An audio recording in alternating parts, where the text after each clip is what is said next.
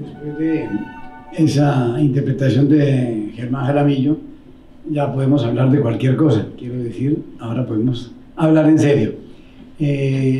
Con esta parte de la sesión de hoy, damos inicio a una mesa redonda en la que hablaremos del libro de ensayos de Nicanor Vélez, Materia de Palabras y Silencios, que es una obra que reúne la totalidad de sus ensayos sobre poesía que escribió a lo largo de su carrera profesional.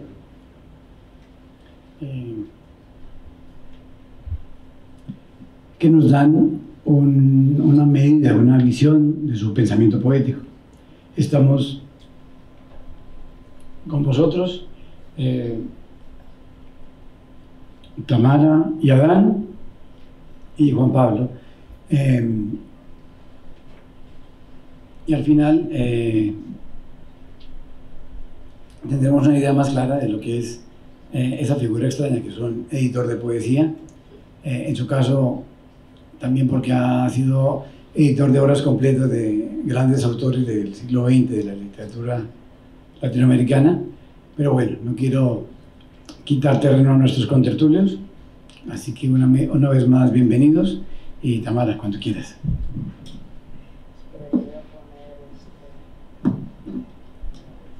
Muchas gracias, Juan Pablo, muchas gracias. Muy contenta de estar aquí también con Adán y con todos ustedes y de tener la oportunidad participando en este acto y con la ocasión de la invitación de Juan Pablo de descubrir a esta figura tan interesante que era Nicanor Vélez. Y yo aquí voy a hablar desde la perspectiva de una persona que ha leído este libro, que desde hace unos meses he hablado con Juan Pablo y que gracias a esta invitación he descubierto su labor aquí en Barcelona y también su trabajo como autor, como editor, como también autor de estos ensayos. Y el hilo conductor de todo esto es la poesía, también entre ustedes y nosotros aquí, Nicanor, aquí salen Pablo Neruda, Octavio Paz, Silva, Valente, es decir, muchos nombres, muchos poetas, muchas figuras tan próximas a todos nosotros de la poesía, y la poesía es lo que nos une. Y entonces yo un poco desde la lectura de un autor que yo no conocía, y yo creo que esto es interesante, voy a moderar esta mesa y vamos a hacer voz viva de Nicanor, que me parece una persona fascinante, porque uno cuando escribe ensayos, y claro, nosotros conocemos autores como, pues, evidentemente Octavio Paz es muy conocido, incluso, bueno, fue conocido cuando yo estudiaba literatura comparada en Belgrado, en Serbia, la ex Yugoslavia, antes de los años 90, ya El arco y la lira era un libro de referencia en nuestros estudios, o Stefan Zweig, y otros. Y Nicanor está a la altura de estos ensayistas que de algún modo, si escogen hablar de un tema u otro, de un poeta o una poeta u otro, es porque de algún modo comulgan con lo que ellos escriben, ¿no? Entonces me interesa mucho, y cuando estaba leyendo estos ensayos, y ahora enseguida voy a ir al primero, que va a dirigirse un poco la pregunta a mis dos compañeros desde el primer ensayo, que es Poesía y Pensamiento, me acordaba lo que una poeta y pensadora de origen serbio, pero también una voz desconocida y muy universal y maravillosa, Anica Savić-Rebac, decía que cuando nosotros nos adentramos a la poesía, a la literatura, en general a las humanidades, al campo de la literatura, del pensamiento, lo que uno va descubriendo son estos lazos invisibles que de algún modo unen, están entre todo ello y también nosotros. Entonces yo creo que los lazos es, ¿no?, este hilo conductor, estos lazos invisibles que nos unen, y solo faltaba la copa de vino, porque yo hace 3 semanas estaba en Croacia en un pequeño festival de poesía en un pequeño pueblo cerca de Split, y pensaba, wow, de aquí 3 semanas estaré en Barcelona en algo muy similar, también allá son 3 días, aquí son 4 prácticamente, y es el único sitio de estas conferencias donde también daban una copa de vino, y cuando he ido aquí pensaba, wow, claro, poesía y vino. Bueno, Nicanor, como he dicho, bueno, ya hablarás tú más, ¿no? Editor, escritor, tutor, maestro, gran ensayista, gran humanista, un intelectual muy transversal.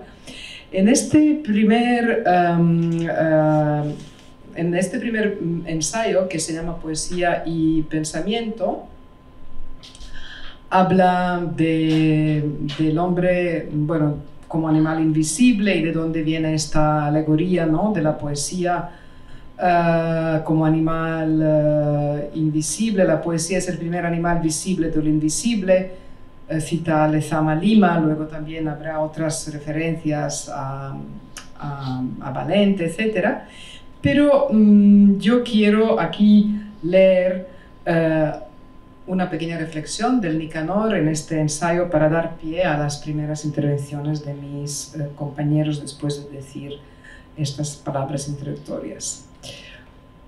Él dice, no es arriesgado afirmar, como han señalado algunos críticos, que tanto el romanticismo como las vanguardias, es decir, habla de 2 movimientos teóricamente alejados y muy diferentes en la literatura como movimientos literarios y poéticos, ¿no?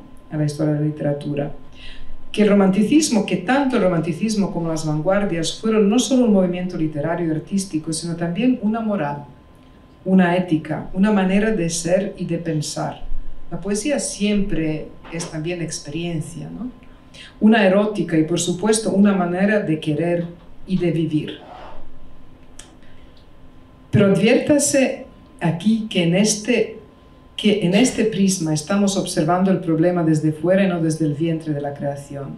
Es decir, vemos el objeto como tal y no su mecanismo o funcionamiento. Los términos modernidad, tradición y vanguardia invadieron todos los discursos de nuestro siglo.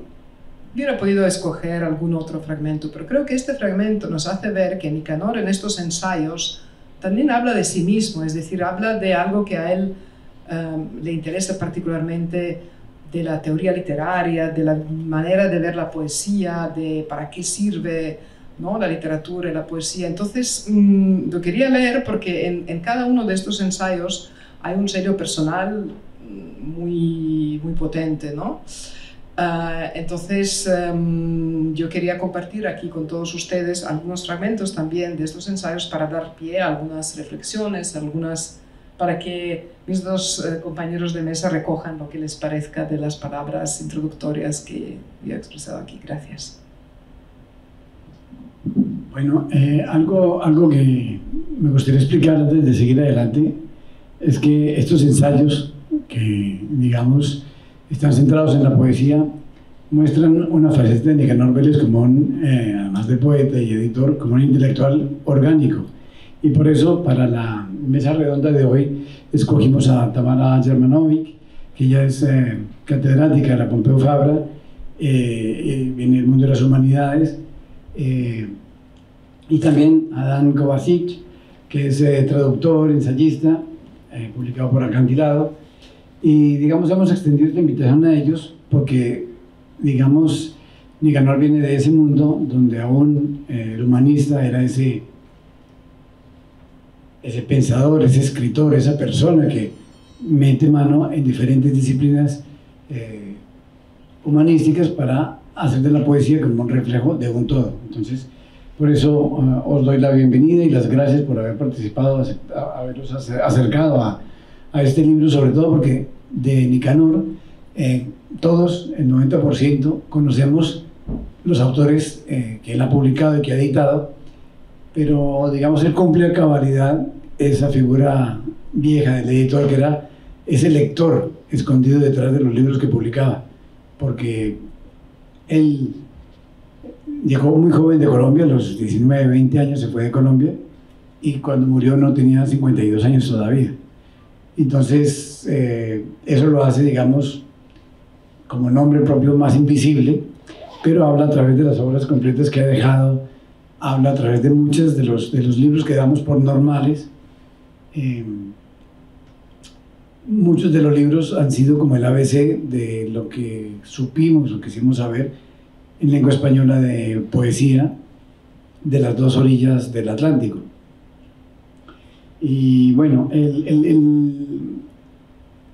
libro en realidad hemos puesto en la contracubierta ese fragmento de un ensayo de Nicanor sobre José Ángel Valente, en el que nos explica, a través de Valente, que la poesía es un animal sospechoso para la ideología, del que la ideología no se puede fiar.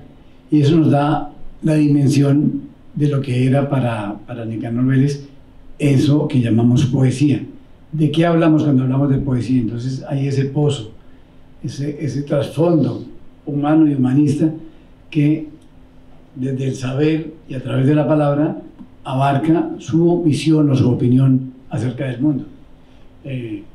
Por supuesto no quiero sentarme en la palabra, doy paso a Adán y ya iremos desgranando varios aspectos de lo que es este libro, que reúne la totalidad de sus ensayos y que justo antes de que Nicanor muriera íbamos a publicar con otra editorial, y no pudo ser porque la editorial, no estoy muy seguro si desapareció, pero sí estuvo muy cerca de la bancarrota, y hemos tardado varios años en rescatarlo y volverlo a publicar. Finalmente ve la luz.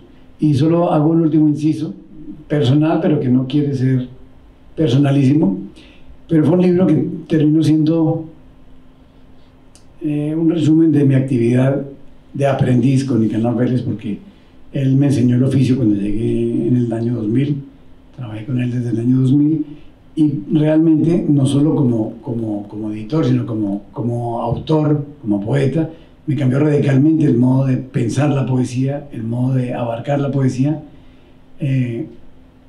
y el publicarlo ha sido ese punto final que hubo después de sus días de hospital, en que yo llegué como queriendo y no queriendo la cosa, a preguntarle por su libro de ensayos que estaba por terminar, y me dijo: bueno, Juan Pablo, eso queda para la próxima vida. Y claro, yo sabía que estaba muy malo y dije, bueno, lancé ahí una propuesta y le dije: Nicanor, estamos a 1 kilómetro del estudio, yo tengo las llaves, yo siempre tenía... Nicanor para mí fue esa figura tan cercana que no solo me formó, sino que yo tenía las puertas de su despacho y podía disponer de lo que quisiera. El único pacto era la lealtad, y por supuesto esa fue una lealtad seguida a rajatabla. Bueno, yo corregí el manuscrito, se lo llevé otra vez al hospital, y él es como si le hubieran dado otra vez la fuerza de vivir. Bueno, pues yo lo corrijo, y encima de la cama corregía donde estaban las notas, las comas, cambiaba párrafos de lugar, porque eso lo cuento no tanto por el hecho personal, sino por ese rigor llevado hasta sus últimas consecuencias, en que en la cama del hospital corregía, yo volví al despacho, introduje las correcciones, se lo volví a llevar, y el libro quedó terminado. Pocos días después ya Nicanor pues murió, pero digo, han pasado más de 15 años para llegar a este libro. Así que bueno, contado ese pequeño ejemplo de lo que es el rigor llevado a sus últimas consecuencias, damos la palabra a nuestro contertulio y a Adán.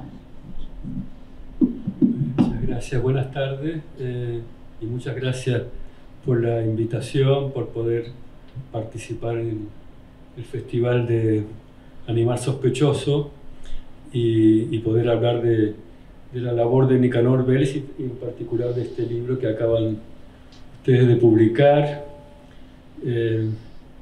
Realmente ha sido un descubrimiento para mí, ¿no?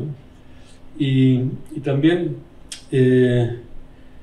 claro, ¿cómo me relaciono yo con la figura de Nicanor Vélez? Digamos, ¿por qué estoy aquí?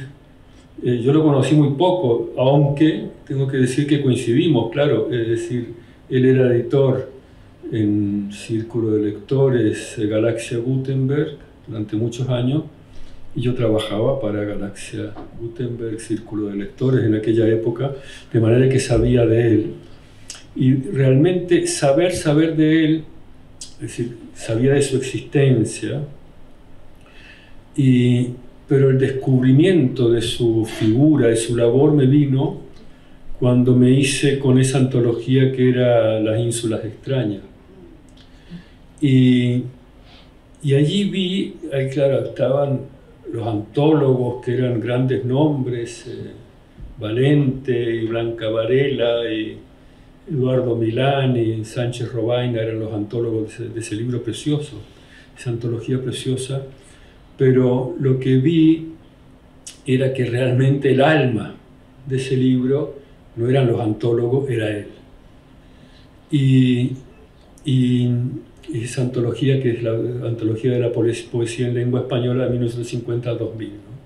El alma de ese libro era él, y al mismo tiempo lo que vi también era esa enorme discreción, ¿no? Él era alguien sumamente discreto, de tal manera que luego, allí hay una nota introductoria suya, de más o menos explica la idea de esa antología, y luego, si ustedes van a esas ediciones hermosas de Galaxia, de obras completas de Octavio Paz y de tantos otros autores, si ustedes van, Nicanor Vélez aparece en la ultimísima página como edición al cuidado de Nicanor Vélez, en letras muy, muy pequeñas, muy al final, ¿no? Sin embargo, el alma de todos esos proyectos era él, ¿no? Así que ahí, ese fue mi descubrimiento en aquellos, muy al comienzo del 2005, habrá sido 2006, pero no, personalmente nunca llegué a conocerlo. Pero sí, conocí su labor. Y después, y lo que ya también allí en esa nota introductoria, lo que vi también era y lo que se observa también en este libro, esa obsesión suya por la lengua poética, por la idea de que la poesía en lengua española está aquí en España y está allí, y que las dos son un tronco, un solo tronco. Por eso cada vez que él cita autores en este libro, están mezclados. ¿Sí? Octavio Paz, Valente y todo San Juan de la Cruz y Borges y Neruda, etc. Todo es un tronco, esa unidad de la lengua, él la tenía muy presente, ¿no? La lengua poética. Que luego dice una cosa muy curiosa, muy importante también, ¿no? Es decir, ahí están siempre juntos Neruda y Juan Ramón Jiménez y Blanca Varela y Valente, etcétera, etcétera, todos juntos, García Lorca y Vallejo, siempre juntos, siempre pertenecientes a un solo tronco, que es esa lengua poética en lengua española, ¿no? Pero él dice, va más allá y dice, ¿qué es la poesía de un poeta chileno, colombiano, español, francés, alemán o catalán, sino un instrumento más de ese gran concierto de la poesía universal y más concretamente de la poesía occidental, ¿no? Es decir, él va más allá. Y eso también está muy presente, porque luego también vemos en estas ediciones, que al final, en la ultimísima página, sale edición al cuidado de Nicanor Vélez, pues eso, la antología poética de Brodsky. Sacas el libro, mira, la última página, ahí está él, ¿no? La antología poética de Wallace Stevens, cuidado, Nicanor Vélez, ¿no? Es decir, esa idea también ya un paso más universal de la lengua poética, ¿no? Y bueno, de momento esto es lo que quería decir. ¿Sí? Muchísimas gracias. Y en este descubrimiento, que para mí era este libro, ¿no? Esta maravilla de ensayos y esta figura a través, ¿no? Cuando no sabes nada de alguien y empiezas a leer estos ensayos, cosa que no me ha pasado muchas veces, pero lo agradezco realmente mucho, de Nicanor Vélez, y de pronto aparecen espectros, y con estos espectros de los poetas, de las figuras de la historia de la cultura, que sí que son próximos, como Malevich o como Mandelstam, ¿no? Que son autores, yo doy clases más bien de literaturas eslavas, y de otros como Hölderlin o como Pablo Neruda, y vas descubriendo también algunos maravillosos poetas como José Asunción Silva, que es tan relevante, ¿no? Para la poesía colombiana y en la lengua hispana y universal también.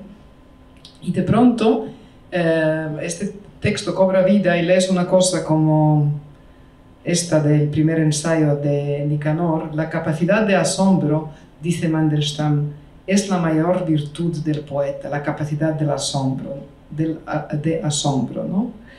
Y habla de la intuición, y ningún otro lenguaje, acaba este párrafo, como la poesía conoce la fuerza del silencio.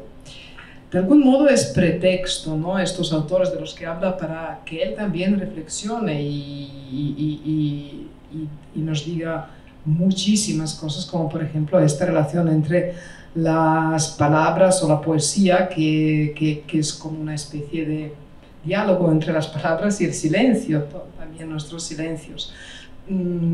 Recojo esto porque me gustaría también un poco de la transversalidad, ¿no?, que se nota, porque estos ensayos, más que centrarse en un autor, aunque pues, dice Pablo Neruda, Silva, etc., son muy temáticos. En uno habla Octavio Paz, el tema es la tradición. Cuando habla de Silva, habla de la ironía. Veo que este concepto de la ironía le interesaba mucho, ¿no?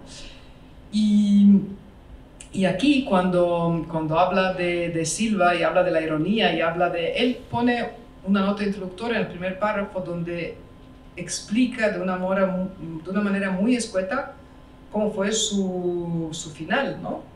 Entonces, para alguien que no conoce la vida ni conoce la poesía, y al final está el nocturno, que lo lees, realmente te llega en 10 o 12 páginas, o 15, no sé lo que es el ensayo, a recrear todo, la figura, el dramático destino que tuvo, porque se suicidó a los 31 años, ¿no? Y al final también está este nocturno que lo lees, y en medio también están algunas citas que expresa. Y a través de todo ello también te habla de sí mismo, ¿no?, como he dicho antes. Entonces a mí me ha interesado mucho esta transversalidad muy auténtica suya, donde salen figuras de la historia de la literatura, de arte, sale Einstein, todas estas voces, estos espectros están aquí, dialogan, y aunque él escribe en teoría sobre unos autores u otros o sobre la poesía, está continuamente presente, y además te atrae, te interesa, te hace pensar, y no dejas el libro, ¿no? Entonces un poco quería compartir con vosotros esta sensación de mi primer contacto con Nicanor y saber, bueno, y daros pie para decir algo relacionado a ello. Gracias.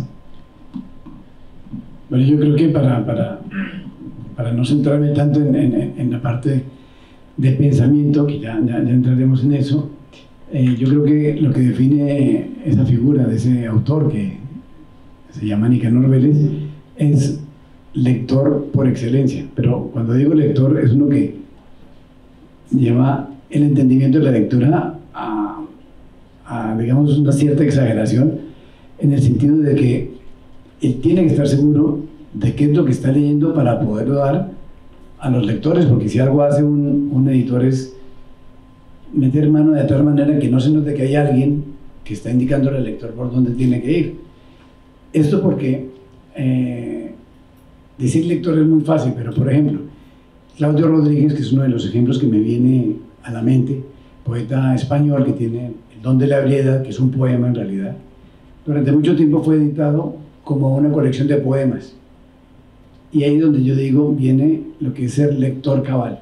Él dijo, vale, hay que decirle al lector que es un poema único, no puede ser una colección de poemas. Entonces viene todo ese saber tipográfico con donde él corrigió la plana de muchas ediciones, no para corregir la plana, sino para decir, es un poema. Pero cuando es un poema de 200 páginas, parece que no está diciendo nada, pero tú cuando entiendes lo que es esa lectura, esa lección desde la humildad, porque no es que está ahí en primera plana, simplemente dispone los poemas como un único libro, no como una colección de poemas, y eso te lleva ya a la dimensión de pensar en orden las cosas, leer el mundo.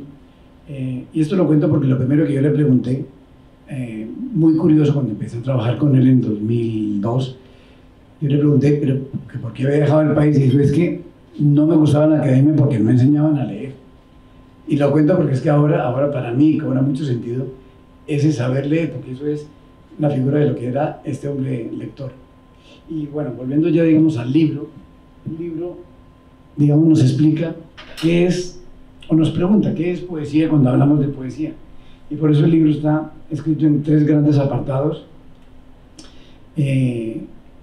Uno de ellos, importantísimo, es esa relación difícil y al mismo tiempo estimulante, que es esa relación entre pensamiento y poesía.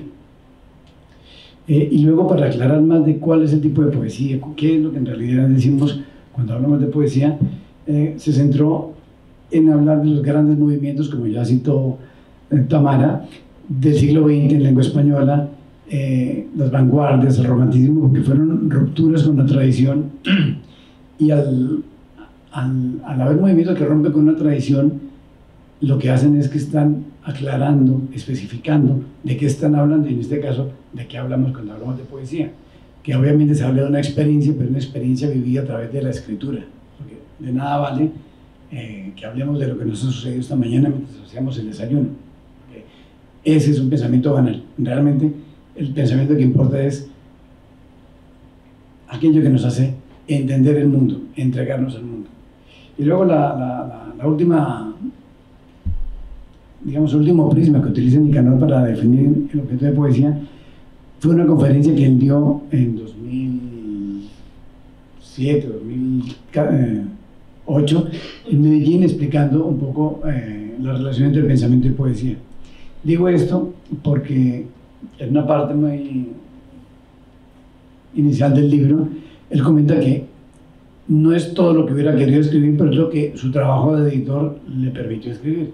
Entonces muchos de estos ensayos, unos 14, 15 ensayos, han sido o bien prólogos a obras completas, comentarios de una antología, o temas específicos de, por ejemplo, el poema extenso, el legado de Juan Ramón Jiménez como poeta que dejó en América Latina, murió en el exilio. Entonces son todos ejemplos de cómo ser lector, ser editor confluyen, en su caso, en la escritura, porque además de editor y ensayista, era sobre todo poeta. Nicanor, ante todo, era un poeta metido en el mundo de la edición. Y para no ponernos tan serios, hay una parte que me sorprende todavía del libro, que cuando uno lo está leyendo, y vamos, si lo he leído 20 veces, es poco, no porque lo he leído, porque tratando de editarlo y hacerlo durante tanto tiempo, conservo una característica que quiero compartir para los lectores que se puedan acercar al libro, y es el típico ensayo que uno lee con sonrisa todo el tiempo. Uno lee capítulo tras capítulo con una sonrisa enorme, y después cuando acaba el capítulo uno piensa, no subrayé nada, no me acuerdo, no puedo repetir esa idea vislumbrante que me dio y me hizo entender no la poesía, sino este poeta, o ese momento en que la lectura es esa intimidad entre el silencio y el pensamiento. Entonces, eso es lo que lo hace característico, es como ese lector nos da un legado de lo que era saber leer. Sí, es curioso ahora porque justamente había apuntado una página también donde él habla, ya en el primer ensayo, que es sobre José Asunción Silva, bueno, después del primer ensayo, ese preámbulo, el primer animal visible de lo invisible, poesía y pensamiento, luego empieza la siguiente parte del libro, que es vida de poetas, que de eso vamos a hablar un poco. Hay una cita interesante, él habla de un texto de José Asunción Silva que se llama De Sobremesa, y dice: de sobremesa contiene muchos apartados en los que no solo se trata de establecer las directrices de una forma de ver la poesía, sino también de dar una visión estética totalizadora de la vida. En particular destaca el apartado en el que oímos a José Fernández, su protagonista, decir que no escribe porque no lo entendería, para añadir: es que yo no quiero decir sino sugerir. Es algo muy propio del modernismo o de la época, ¿no? Yo no quiero decir sino sugerir. Y para que la sugestión se produzca, es preciso que el lector sea un artista. En imaginaciones desprovistas de facultades de ese orden, ¿qué efecto producirá la obra de arte? Ninguno. La mitad de ella está en el verso, en la estatua, en el cuadro. La otra en el cerebro del que oye, ve o sueña, ¿no? Es decir, la otra mitad de la obra poética, en este caso, está en el lector, ¿no? Y él, pues todo este libro es el libro también, entre otras cosas, es un libro de un poeta y también el libro de un lector, ¿no? De un lector muy profundo. Yo creo que también su labor de editor lo obligó también a esa lectura minuciosa de mirar hasta la última coma de los textos, obligado a verlo, y era un gran lector, y eso se trasluce también en estos libros. Y luego otra cosa que también había apuntado Tamara y también Juan Pablo, era esa relación tan importante en todo el libro, que es esa relación que él pone de manifiesto, que él lo explicita, entre poesía y pensamiento, ¿no? Que considera, y él habla del magisterio de Octavio Paz en ese sentido, que ya en el siglo XX poesía y pensamiento van ligados, y es obligado prácticamente que la poesía esté ligada al pensamiento y el pensamiento a la poesía, ¿no?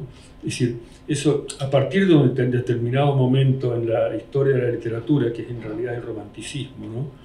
De pronto la crítica o el pensamiento sobre la labor literaria, la labor poética, el pensamiento sobre la reflexión, etc., se vuelven algo absolutamente imprescindible, ¿no? Y de eso también trata el libro. La relación pensamiento o reflexión y poesía es algo central en este libro. Muchas gracias. Vamos un poco avanzando, no tanto por capítulos como a través de los temas. Hay un gran tema que sale, que es la tradición. En concreto lo saca en el segundo capítulo de esta primera parte, es el tercer ensayo, donde habla de Octavio Paz, o la lucidez que parpadea, así lo titula Nicanor. Antes de entrar en este tema y daros pie para una tercera intervención o reflexión, ahora que estabais hablando de poesía y pensamiento, pensaba en Pushkin, pensando en los autores estos de los que yo acostumbro a hablar también en clase, donde hay en la tradición pues eslava y rusa, hay una continua relación entre, evidentemente, poesía y pensamiento, poesía como profecía, ¿no? Pushkin, que muere a los 37 años, en realidad en un duelo que estaba tramado por parte de la corte zarista, porque aunque en aquella época el 90% de la gente era analfabeta, sabían de la importancia de un poeta que se había osado a criticar el poder zarista, y que un año antes de morir escribe un poema profético donde dice: y largo tiempo seguiré estimado por el pueblo porque he celebrado la libertad en tiempos difíciles, ¿no? Entonces la palabra escrita sigue siendo en la Rusia actual algo muy peligroso, un animal sospechoso, y por esto también la importancia de la literatura, ¿no? Aquí también Nicanor habla de Mandelstam. Cuando Stalin quería liquidar a Mandelstam por primera vez, cuando no lo hizo más tarde, llamó a Pasternak y le preguntó si realmente Mandelstam era muy estimado por el pueblo, es decir, si va a haber una rebelión y si va a quedar muy mal si lo liquida ya, ¿no? Entonces, la fuerza de la poesía y de la palabra, de la escritura en general, de los escritores, pero también de los poetas en la tradición, por ejemplo, rusa, es enorme, ¿no? Y volvemos ahora a Octavio Paz. Me interesa mucho, él aquí lo aprovecha porque quiere hablar de la tradición, saca el tema de la tradición, Nicanor, cuando empieza a hablar de Octavio Paz.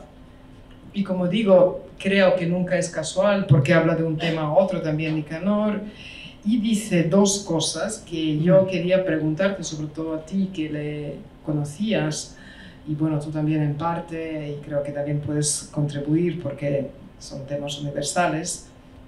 Habla de dos cosas. Una, cuando habla de Paz, de sus características, tanto de su poética, ¿no? Su reflexión sobre la literatura, dice que es el autor del siglo XX que crea una poética al estilo de Horacio, Aristóteles y la gran tradición. Pero entonces dice que todo esto, en realidad, viene de una clara conciencia de Octavio Paz, que es una necesidad de sentirse en la historia. Una clara conciencia de sentirse en la historia. Entonces, yo me preguntaba leyendo esto si en Nicanor tenías la sensación de que había esta sensación, ¿no? Esta conciencia de sentirse en la historia entre Colombia y Cataluña, etc., ¿no?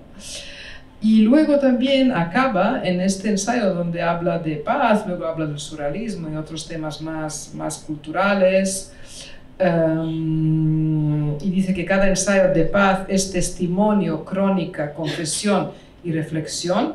Yo diría que cada ensayo de Nicanor también es testimonio, crónica, confesión y reflexión. Y acaba diciendo, que yo también aquí lanzaría la pregunta de vuestra sensación respecto a Nicanor. Él habla de paz, pero yo me pregunto si también no podríamos decirlo para él mismo. Dice, su mayor ambición, de Octavio Paz, no era salvar a los demás, ni salvarse a sí mismo, sino fundirse a la verdad, ¿no? Entonces él lo dice para Octavio Paz, pero igual lo podríamos decir para él mismo, ¿no? Sí, en realidad está muy bien escogida la pregunta.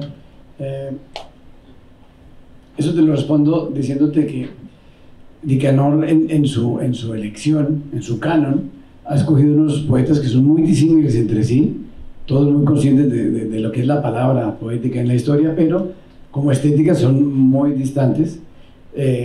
Por ejemplo, habla de José Asunción Silva, Octavio Paz, José Ángel Valente, y luego se va a la otra orilla para hablar de Eduardo Milán, Gonzalo Rojas, y aborda un autor tan difícil, no como poeta, sino que llevó esa teorización del pensamiento a un extremo como Saúl Yurkiewicz, que es también el otro gran educador de América Latina, o Giovanni Queset. Y menciono a estos autores tan diferentes porque en cada uno de ellos nos explica sus vicisitudes personales, pero no para explicarnos que era de una manera u otra, sino integra lo que supo, lo que él ve de sus vidas y cómo eso fue el material que elaboraron para hablar de la poesía o para hablar de la humanidad a través de la palabra, porque en realidad eso es el poema, no es el yo. Esa conciencia sí la comparten todos estos autores, que todos ellos de una u otra manera terminan comulgando con esa muerte del yo. O sea, el yo del escritor no tiene nada que ver con esa primera persona que puede aparecer en un libro. Esa despersonalización aparente, que es la gran lección de muchas cosas del siglo XX, como la lingüística, todos estos sistemas que nos enseñaron que la lengua progresa no obstante el individuo. Cuando tú vas al mundo de la poesía, tienes que llegar con esa humildad de que lo que estás diciendo es algo que nos pertenece a todos, independientemente de esos perfiles de cada vida. Porque cuando habla de Giovanni Queset, claro que nos cuenta su vida, que su apellido original era Hassib, pero los inmigrantes libaneses que huían del Imperio Turco, por ejemplo, iban a América Latina y a lo mejor muchas veces querían llegar a Argentina, pero el viaje era tan doloroso y tan duro, en barco y en las condiciones tan duras, que mucha de la gente, por ejemplo, que iba a Brasil o que iba a Argentina, cuando llegaba a Colombia, por ejemplo, Buenaventura, decían, me quedo aquí, ya me fui de mi tierra, esta puede ser mi tierra. Cuando llegaban, claro, la policía, esto lo cuento como uno de los ejemplos, y en cada poeta se pueden contar anécdotas así, que luego, cuando la leen desde su poesía, le da una dimensión de lo que somos todos, no él, sino lo que podemos ser todos en un momento u otro. Y entonces, por ejemplo, el policía de frontera escuchaba Hassib, decía, sí, que sé, y lo escribía con Q y con S y P. Bueno, toda una tradición árabe termina colombiana por un error de fronteras.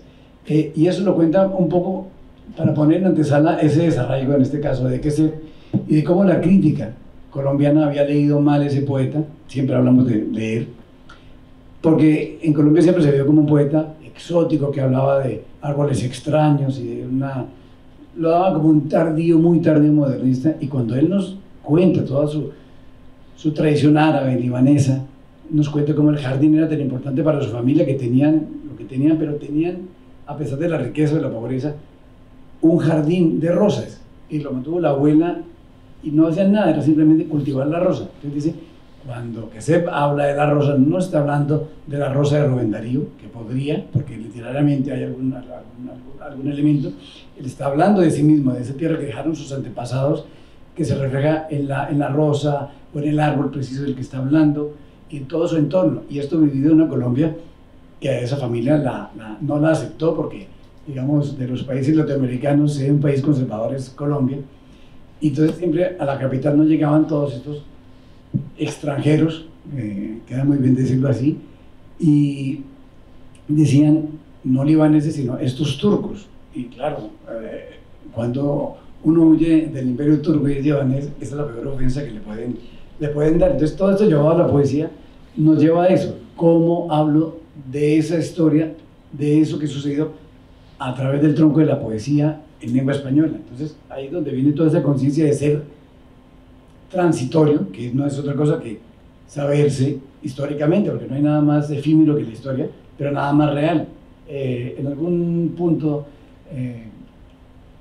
que Nicanor cita a alguien sobre Octavio Paz, creo que es Eduardo Milán, hablando sobre Octavio Paz, dice que la permanencia de Octavio Paz es la demostración de ese movimiento que nos hace no solo efímeros, sino que nos da esa realidad que es transcurrir a través del tiempo. Entonces, eso, tomado desde la literatura, te hace pensar que siempre, y recordamos aquí oído que siempre leer es ese diálogo con los muertos queridos. Y bueno, ahí te respondo un poco a lo que es ese sentirse ser de la historia. Sí, es curioso porque, es decir,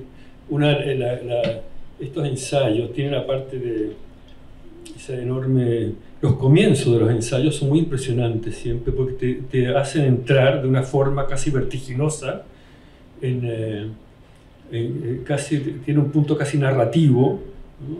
Muy hábil, muy vertiginoso. De pronto te hacen entrar en el ensayo, ¿no? Así, por ejemplo, en este caso, cuando habla de Giovanni Quesed, dice, de pronto empieza así, ¿no?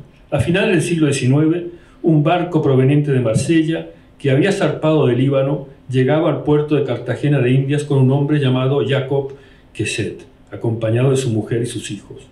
Poco después a este hombre le hicieron, como diría su nieto muchos años después, un pequeño servicio. Le robaron las 10.000 libras libanesas que traía. Es decir, este es el comienzo de un ensayo, ¿no? Y hay varios que empiezan así de esta manera. Y lo curioso también es, y lo importante, es que aquí habla de vidas de poetas, es decir, siempre hay un nexo inicial, ¿no? Con alguna cosa, ¿no? Con algún elemento biográfico de los poetas, de José Asunción Silva, y también el ensayo empieza con el suicidio, ¿no? Y Neruda, es decir, de todos ellos hay ese momento inicial, digamos, que puede ser biográfico, pero al cabo de pocas páginas va al grano, y el grano es la poesía. Es decir, se acaba Quesed, se acaba la historia del abuelo y todo eso, se acaba la historia de Neruda, o sea, del suicidio de Asunción Silva, y va a la poesía, ¿no? A eso, digamos, eso que tú decías de la despersonalización realmente se produce dentro del ensayo, ¿no? Esa esencia del poeta, que es esa no identidad del poeta, ¿no? A eso llega él, en todos los ensayos llega de esa manera, ¿no? Desaparece ese elemento biográfico y se centra luego, va al grano, que el pensamiento poético, la esencia poética de ese autor. Esa anécdota es muy bella que la traigas a colación, porque, por ejemplo, en el ensayo dedicado a Gonzalo Rojas, empieza contándonos cómo era caer la lluvia en una aldea, en Lebu, que es la aldea de infancia de Gonzalo Rojas, en una familia humilde, y cómo este niño, asomado a la ventana durante la lluvia, de pronto queda impresionado durante toda su vida de lo que es el relámpago. Y esa anécdota tan aparentemente biográfica no es tanto un pretexto, pero es la entrada para hablarnos de la poesía como esa luz esa claridad del relámpago, donde por un instante esa claridad es más luz que la luz del día.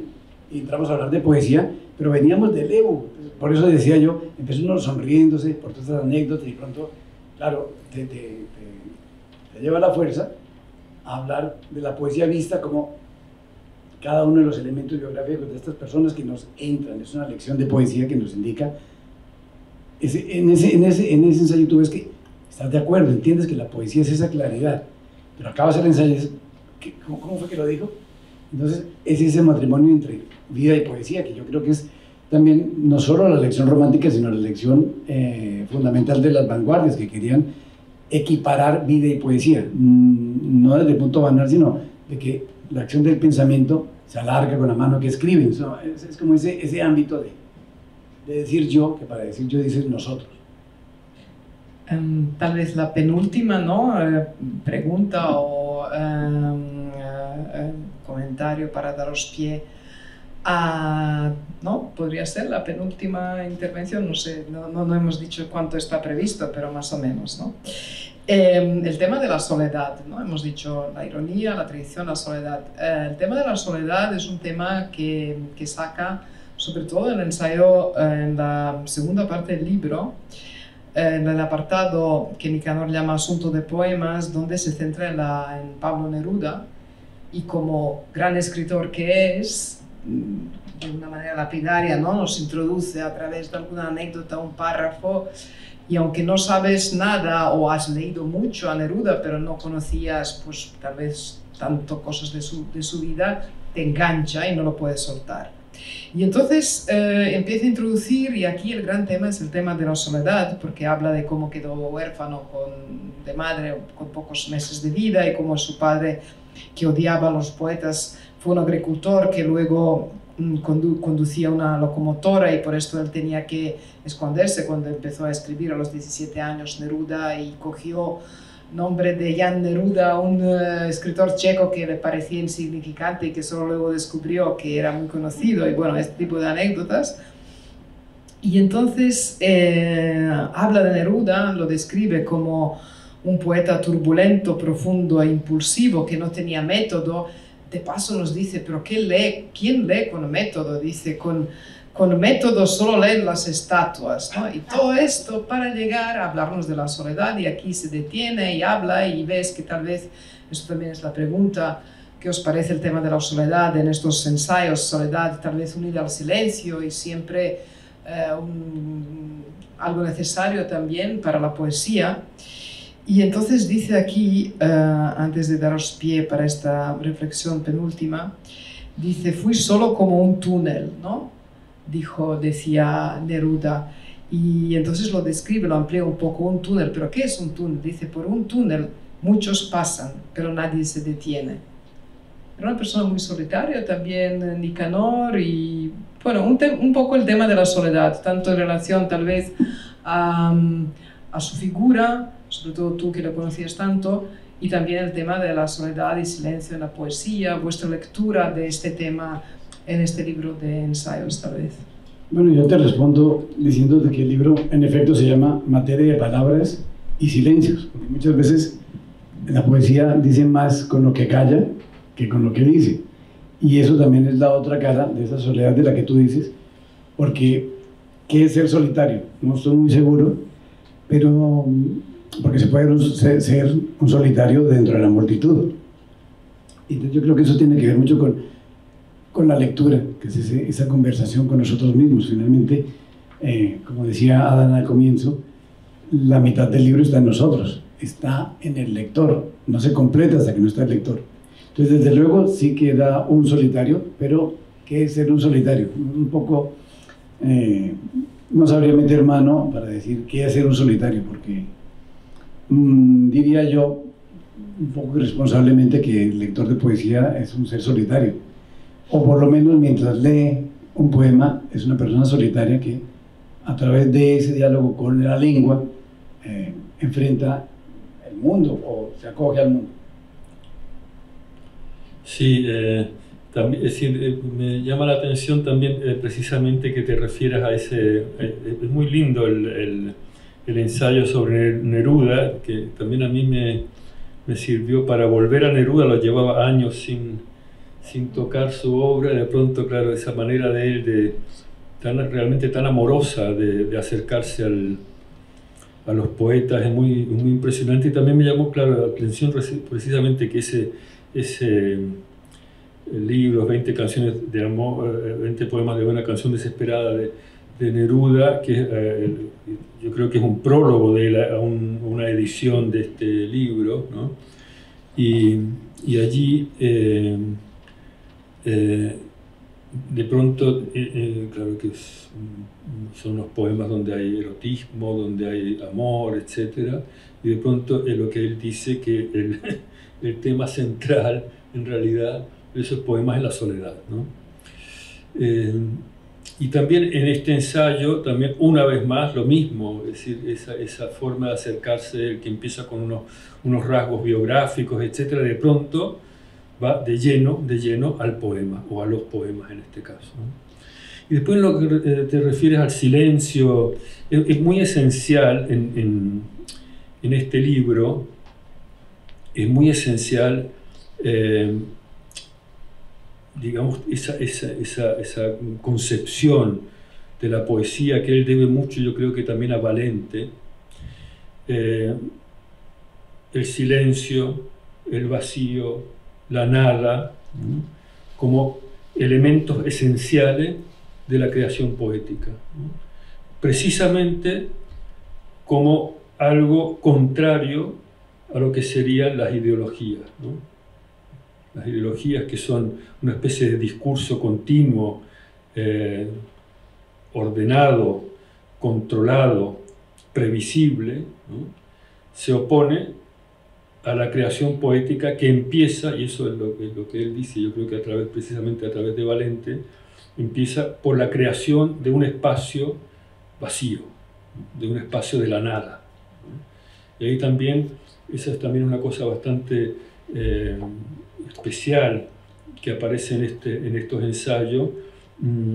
Los poetas, digamos, como hay algo de marginalidad en el poeta, la figura del poeta, y la única figura con la que de alguna manera el poeta comulga en lo que muestra este libro sería con los místicos, ¿no?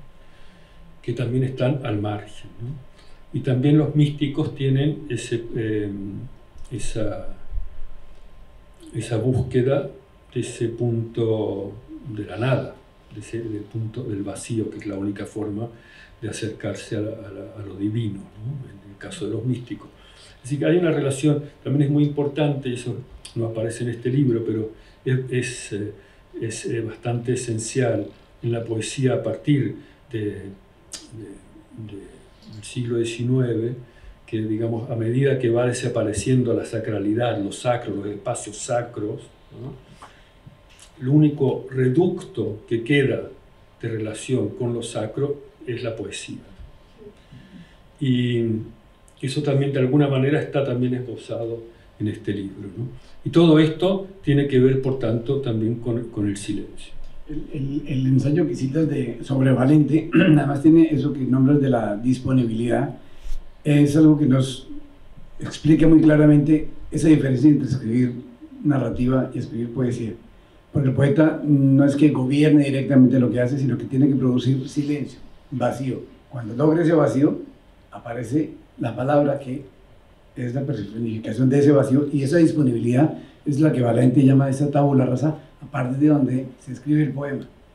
Y luego, ahora que mencionas lo de 20 poemas, en esa época Nicanor no quería mezclar el trabajo editorial con su parte creativa, y en alguna de las correspondencias con Octavio Paz lo esprona, lo pellizca, lo puya para que escriba, que se suelte y haga algo en la escritura en relación con su trabajo editorial. Y en ese primer libro, ese fue el primer ensayo de Nicanor, ese de Octavio Paz, él nos explica, de Pablo Neruda, él explica que él hubiera querido escribir de canto general o de otros poemas maduros de Pablo Neruda, pero cuando decidió publicar algo era un prólogo a una antología, a 20 poemas de amor y una canción desesperada. Y sin embargo, logra hacernos un ensayo, pero aún estaba indeciso y firma con el segundo nombre y con el apellido materno. Ese prólogo, cuando salió en Círculo de Lectores, lo firmaba un tal Jaime Ortiz. Él se llamaba Nicanor Jaime Vélez Ortiz. Y bueno, pero esa negación de sí mismo a la firma, curiosamente, irónicamente, es haberse entregado. Eso lo entregó. Ese juego de haber puesto el segundo nombre, el segundo apellido, es un ejemplo de cómo solucionó eso, y es entregando la escritura a la vida, al trabajo. Y con esto lo que quiero es invitarlos a leer ese libro, porque de verdad es un libro que se lee como un conjunto de historias, como un conjunto de anécdotas, y después no sabes qué es ese caballo de Troya que te lleva a pensar y a hablar y a decirnos qué es la poesía. Exactamente, es una gran invitación a la lectura de la poesía, la literatura universal, y de indagar por estos movimientos de la historia de la cultura, por los nombres, porque salen muchos de una manera nada pretenciosa, y esto es una maravilla. Hay pocos, no es una crítica literaria, son unos ensayos que tienen una gran intertextualidad, y con esto quiero acabar, porque aquí descubres, yo quiero acabar y dar pie a vuestra última intervención. Descubres un autor que sí era editor, ensayista, pero también escritor y pensador. Aunque leas un ensayo suyo, te das cuenta claramente de ello. Y como he dicho, pues estos lazos invisibles, como esta especie, no me gusta la metáfora de las muñecas rusas, pero ahora cuando estabas hablando, ¿no? Él habla, por ejemplo, de Valente, pero cuando habla de Valente y cita un poema suyo, aquí saca a T.S. Eliot y cita otros versos y otras referencias, con lo cual, incluso si no sabemos quiénes son los autores de los que habla, cita algún verso, algún fragmento, alguna cita sale, y de este modo llega hacia nosotros. Nunca es la palabra crítica vacía, sino que está lleno de vida y también lleno de poesía. Por ejemplo, aquí en el ensayo con Valente hablo de esta invitación a la lectura. Para ilustrarlo, lo cito, habla de que en Valente hay una búsqueda de la disolución del yo, ¿no? Un poco en lo que estabais hablando, en Poemas de Lázaro, y dice: no debo proclamar así mi dolor, estoy alegre o triste, ¿y qué importa? ¿A quién ayudaré? ¿Qué salvación podré engendrar con un lamento? Entonces, después de estos versos y algunos más de Valente que cita, va a T.S. Eliot, a los que él llama poeta de la misma familia espiritual, ¿no? Versos, entonces estos son los versos de Eliot que cita Nicanor. Mi historia debe ser olvidada, mezclada en la suma total que la hará verdadera. Entonces, bueno, con estos versos de Eliot, que cita a Nicanor Vélez y que citaba antes también a Valente, yo acabo mi intervención y me despido de este hombre maravilloso, porque además detrás de este humanista, intelectual, pensador y escritor, uno descubre cuando lo lee que era una bellísima persona, ¿no? Y esto, al menos a mi edad, es lo que también me interesa de los grandes autores de la cultura universal. Muchas gracias por hacerme descubrir a Nicanor, y con estas palabras pues os doy pie también a vuestra última reflexión a partir de este libro de ensayos y de Nicanor, de su figura. Gracias. No me corresponde opinar si era una gran o pequeña persona, porque siendo su aprendiz, realmente mi relación con Nicanor fue de aprendiz, maestro-aprendiz. Digamos, me pesaría que no fui su amigo. No podía ser su amigo porque la admiración era mucha, y el cambio fue tan radical que, aunque fue tan cercano a mí, no puedo decirlo, pero digo, si estoy aquí es por él, porque yo me entregué en un sentido muy literal. Yo estaba como en el mundo de la crítica literaria, un poco en esa parte vampiresa, Y él me dijo, ¿por qué no te especializas en corrección ortotipográfica de poesía? Dicho después de la crisis, suena gracioso, pero cuando se podía, era un ofertón de dedicarse a algo muy minucioso, pero es que eso existe. Y bueno, pues fue esa relación en que hizo de mí esa persona que está sentada aquí. Entonces, buena o mala persona, lo que hizo lo hizo bastante bien, porque me siento muy cómodo sentado encima de su libro, perdón por la expresión, porque digamos es ese escalón que me hace seguir aquí y continuar lo que él hizo. Finalmente él ya se fue, ya se marchó y queda su obra, queda su poesía, que esa es otra tarea pendiente. Pero digamos, yo con esto como que terminé ese primer gran ciclo de mi vida, no por hablar de la vida de nadie, sino tarea entregada. Así que no me queda muchas gracias que darle las gracias por haberme ayudado a darle las gracias a Nicanor allá donde quiera que esté. Así que con esto yo cierro mi intervención y bueno, comparto esto como un abrazo gigante y metafórico por estar aquí, por haberme permitido esta pirueta. Bueno, lo que quiero decir es un libro, este libro es un libro lleno de conocimiento, lleno de un conocimiento profundo, calmo e inagotable de la poesía del siglo XX y más concretamente de la poesía en lengua española, y por eso absolutamente recomendable para todos los estudiosos y estudiantes de la poesía. Y quiero terminar leyendo unas frases que dice de aquí del ensayo sobre Valente, que dice así: cuando afirmamos que la poesía es un medio de conocimiento, es en parte porque, como dice Valente, toda poesía es, ante todo, un gran caer en la cuenta. Una de las grandes revoluciones de la poesía, que se concibe así, es su conciencia de explorar un territorio desconocido e invisible, por el simple hecho de no estar controlado, orientado y premeditado de antemano. Por esto el poema, visto así, es un animal sospechoso para toda ideología, simple y llanamente porque la ideología sabe que ella puede ser la primera víctima de ese primer animal visible de lo invisible. Así que esto aparece aquí en este libro y con esto quiero concluir. Muchas gracias.